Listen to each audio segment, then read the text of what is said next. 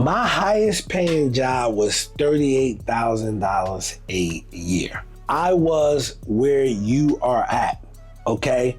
Now, once I got fired in September of 2012, my highest grossing year in business was 1.8 million. That's gross revenue, not net profit. And I was able to create a 7-figure net worth by the age of 35. The way I was able to do that was something that we all can do. Live below your means, okay? Don't stretch out your income, all right? Just because you make, let's say, $60,000 a year doesn't mean you have to be on the nicest part of town, whereas at the end of the month, you only have $75 left for $100. No, you need to downsize. Instead of being on the nicest side of town, get in the middle class side of town. All right? Get in the lower middle class side of town. If you want to live in a nicer side of town, look for roommates. Okay? Look for roommates. Don't take that whole bill by yourself, especially if you're younger. I see so many people that if they make a good salary, they go get the car note instead of just buying the car cash, right? Saving up and buying the car cash. They gotta live on the nice side of town where rents are higher. So what I did, right? I got something affordable. And being that I had got something affordable, granted at the time, Charlotte, North Carolina was cheap. This was years ago, but I bought my first rental property making $10 an hour. I leveraged my job's income to qualify for a mortgage, making $10 an hour. That house rented for $750, my mortgage was $350. People told me that I was stupid, I was crazy for buying on that side of town at the time. For those who are familiar with Charlotte, North Carolina, I bought in the Hidden Valley area, known for the infamous episode on Gangland called Hidden Valley Kings, all right? So I bought my first rental property in there. People are like, oh, you bought, oh my God, why would you buy in there? And you know, I'm young, I didn't know. However, what I was doing was, even though I was making a little bit of money, I was saving what I can and investing what I can, okay? And we're gonna get more into that, right? And I was never content. I was always looking for more income, right? So I would always shop my resume around. Even if I had to get 2 days off during the week, or 1 day off during the week and 1 day off on the weekend, if I had to get one of those schedules, I would do that. So that way during the week, I can interview for other jobs and put myself in a better position, all right? And then I got another job making like $12 an hour, right? So I'm in this call center making $12 an hour, working on the night shift, right? So what I would do was save money. I didn't have a car note. Okay, so I was able to save money. I just had my rent and I budgeted myself, right? I was, fortunately, I was blessed. My parents taught me how to save. I know a lot of people, they didn't have that luxury, but my mother was a teacher and my father was a car salesman. So yeah, they gave me some good financial habits, but you have to save your money. Please do not listen to the internet. The internet will tell you that don't save no money.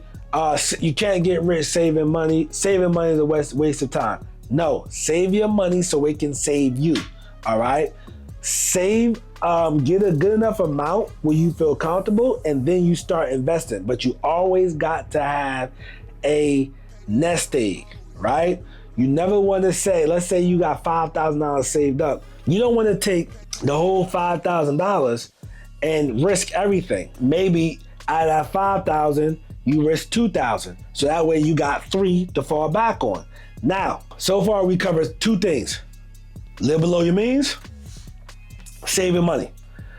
This is the foundation to getting ahead. Number 3, you want to research whatever it is you want to do. If you don't know what you want to do, you want to find different things that interest you, okay? I'm going to go ahead and say find something that interests you, because it will get hard. Everything's not going to work out right. So find something that interests you, that you really want to do, and start reading on it. That changed my life. I started reading at the age of 26. I went to high school, I had a 1.8 GPA, went to college, cheated all through college. Started reading at 26 and I was blown away. And the reason why I got addicted to reading at 26, not only because I was losing in life and I was in a situation I didn't want to be, however, I found books that interest me. In school, they were not giving me anything that interests me, so I didn't want to read. And the crowd I hung around didn't read. So that didn't help, but I found something that interests me, which was real estate, self-help books, and etc. Books about business people wanting to be successful, and that stuff interests me. So I would read on my own merit. And when I started reading, that's when I had better direction in my life. And once you get better direction in your life, you know what to say no to. Now, just as a disclosure, I'm gonna be real with you. When you start reading those books, you will then have knowledge. When you have knowledge, you will not want to be around certain people. You're going to want to avoid certain people because in your life, you're going to have direction. So for example, I'm sure you've seen a sinner pick up a Bible and start taking that information and acting upon it, right? I'm sure you've seen a sinner who turned Muslim. He started learning about the religion, started acting on it, and guess what? Those people he was around, he didn't want to be around them no more. You want to know why? Because he had knowledge. He had direction. So when you read any self-help books and these business books, you're going to have knowledge and direction. You just got to make sure, you take action so it can be knowledge. But once you got direction in your life, there's certain things you're just not going to put up with. You don't want to be around. But that's very important to do on your journey, okay? Number 4, naysayers. Naysayers and negative people. Guys, I worked in call centers, $10 an hour, $12 an hour, then $35,000 a year, and then $38,000 a year because I kept, I was going to different jobs or whatever. The last job officially fired me. But listen, this is what I did. Check this out, right? I realized that you could not talk to everybody. In my 20s, I used to try to talk because I was excited about what I want to do. And I had to talk to everybody about my dreams and goals. Do not do that.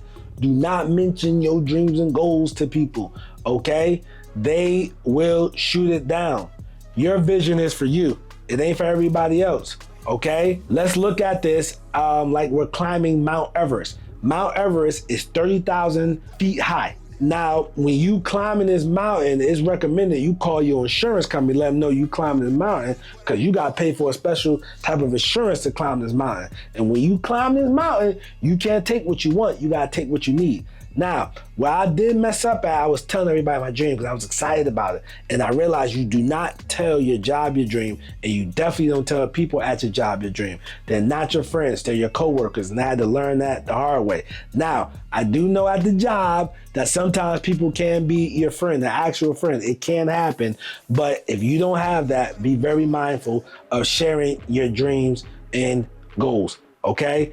Guys, we're climbing the mountain, so we have to take what we need, not what we want. So don't be talking to everybody about your stuff so you don't have to deal with that much negativity or naysayers. Regardless of what, you will deal with it. When you become successful, you're guaranteed enemies. It's just gonna be people that just don't like you, all right? Because you remind them of what they couldn't do or what they didn't do. I knew at a very young age, I did not want to live a life of shoulda, woulda, coulda.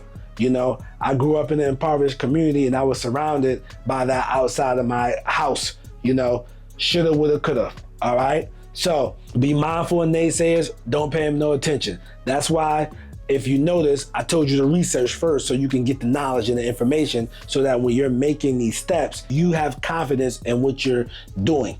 And that way you stick to it. Now, this is the juicy part. Invest in boring, okay?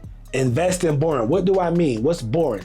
Invest in stocks, invest in real estate. Now, I did go wrong. I didn't invest in stocks. Now, this is not a stock channel. You guys know I'm real estate based, all right? So my thing, what got me to my 7-figure net worth, right, was investing in real estate, okay? What I would do, I would buy rental properties. I would take my active income and then invest it in passive income. When you get one, and let's say one might make you $200-300 a month, I'm gonna be real with you, it ain't sexy. Things gonna go wrong. You might have a plan, but God got another plan. All right, and there's gonna be some bumps, there's gonna be some potholes, you gonna trip and fall, etc. You gonna say to yourself, why am I doing this? You know, I should just quit. Oh, me is picking, oh my God, why are people picking on me? Why this had to go wrong? I just did this. But that's all part of the journey, all right? If success was easy, everybody'd be successful. I know on Instagram it looks like that, but it is not like that in real life. I'm telling you, okay? So just because you're doing the right thing, you're investing in real estate, okay, the market might go down, but that don't mean anything. You still collecting rent, and then eventually it's gonna go right back up. You wanna know why? Because stocks and real estate have been battle tested. You can go back to the Great Depression. All right, stocks crashed, real estate crashed, but guess what happened? It went back up. You can see that in the last 150 years or so of what has happened in the real estate, okay, in stocks, all right? So remember, invest in boring. What I did, I picked real estate, right? So with last job I got fired, I had 2 rental properties that I leveraged my job to get, right? So they were in my personal name. Now I became a full-time real estate investor. Then after a year of putting up cash, after a year of doing different type of transactions that bring money in, I started investing in rental properties. And I had a strategy this time. Get rental properties close to center city of town. You guys may call it downtown some places may call it uptown. So I started doing that and I started stacking. When you start stacking, what do I mean by when you get one, you know, you're gonna feel like you're wasting time. When you get, then eventually you get 2, then you get 4, then you get 6, and you like, oh, damn, I'm bringing, okay, all right. Then you get 7 or 8 and 9. Now, I'm gonna be real, like once you get 10 in real estate and you buy them on a discount, man, if you bought them right, that should, you know, put you at a 7-figure net worth. Now, I know what some of you guys may think, like, well, you're just a guy on the internet, everybody's gonna say they have, you know, a 7-figure net worth. But look, I'm gonna give you this picture. I was doing some research on something and I looked at one of the properties I own, and this is what they had my net worth at, right? They had my net worth at this amount that I am putting next to you. I will not confirm or deny, and I would say that's probably not going to be net. They're just probably accumulating all the real estate I own. But hey, if me, an everyday guy, can do this, you can do this too. You just have to be willing to make the sacrifices. So what I want you to do, I want you to, number 1, live below your means. Number 2, save money. Number 3, research what you want. Number 4, be prepared for naysayers and negative people. Number 5, invest in boring. And guys, what I chose was investing in rentals for me, and that worked for me. For you, it might be stocks. I know a guy, whereas I'm talking about he grew up poor. I grew up with him. He grew up poor, but he educated himself on stocks, right? And eventually he was able to go full-time on stocks. But I remember he would tell me he would just, he would invest $50 in the penny stocks, but he would study the penny stocks of which one's going to take off. And then instead of blowing the money, he kept the money in there and rinsing and repeating until eventually he was able to be independent and not have to go to a job every day. This stuff's work if you work, okay? So that's how I was able to get my 7-figure net worth. I hope that blueprint helps you guys out, or at least give you some motivation. You know, comment below, do you invest in real estate rentals, or do you invest in stocks, or do you do both? As I got older, you know, the last few years, I started to put some money into stocks because I'm realizing that one doesn't have to be better than the other. They don't have to compete. You can just do both and get the rewards from both. Yes, the stock market goes up, it goes down, but you don't lose any money unless you sell. So me, I just play the buy and hold thing, and in no way am I a stock expert, so don't hold me to that, please. All right, don't take my picks. Somebody gives me their picks. But hey, guys, that's my story. Hope that works. Click on that video next to me about the truth about buying houses for $1,000. I'm Nasser, aka the real estate guru. Not a guru, I'm a guru because I actually do this business. Peace.